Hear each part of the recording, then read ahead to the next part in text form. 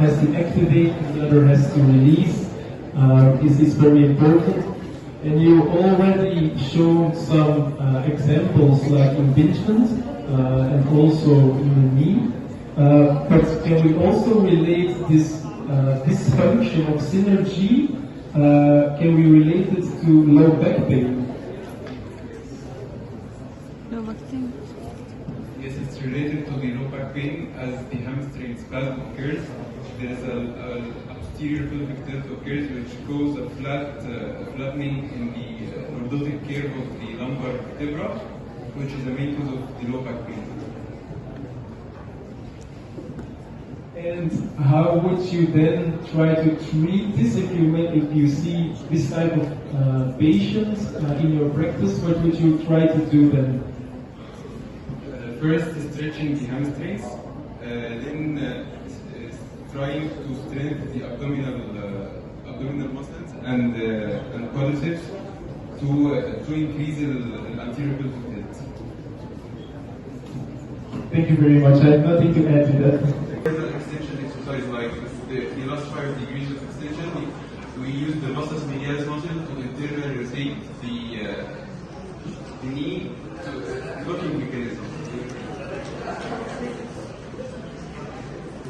In fact, there are a lot of theories around how can we train this muscle separately, and there is a lot of discussion. That is why I said in the beginning it's a bit of a trick question, because if we look at the function of the vastus medialis and the function of the vastus lateralis, they do practically exactly the same.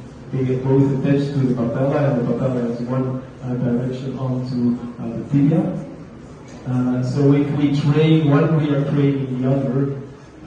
That does not mean that we should not train it, so we should definitely train it, but we should also remember that we're training the entire quadriceps. No matter the function, no matter the exercise, we are always training the entire quadriceps, except for the rectus, of course, if we do not use hip flexion. But so that's something that we can discuss about more later. The last thing that I want to ask is regarding, you mentioned Trendelbirch, yes? So where there is dysfunction of the medial glute muscle, and you said how it presented itself. You showed the image. Do you know if there is also another way that weakness of this muscle can present itself? So you showed it that he was standing like that. Do you know if there is another way that your patient can present himself? This gait, strained leg mercadist, is gait characterized by abnormal line of hip joint. Here, abnormal line of hip joint, the reference line is abnormal here. The contralateral side of hip joint or the lower limb is dropped and happening of pelvic drop on the contralateral side. The other way that a patient can come to your practice, except for Trendelbirch, is exactly the opposite. It's called Duchenne. And in the Duchenne type, then he does not overcompensate with the other side, but he just lets his hip hang into the ligamented tissue. And so he does not overcompensate, he just hangs to the other side. So it's exactly the other way around. So you should try to see if your patient that comes in with a weakness of the gluteal muscles, is he showing a Trendelbirch sign, or is he showing the opposite, where he just hangs into the passive structures of the hip? But thank you very much. I really enjoyed your presentations. It's going to be a tricky question.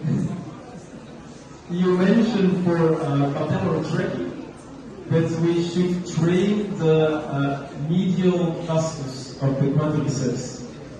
how can we train the medial quadriceps or the medial muscles of the quadriceps? How would we train it?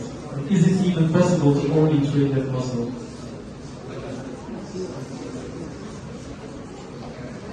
We can strengthen medial muscle to make patella tracking medially because patella make patella to track laterally.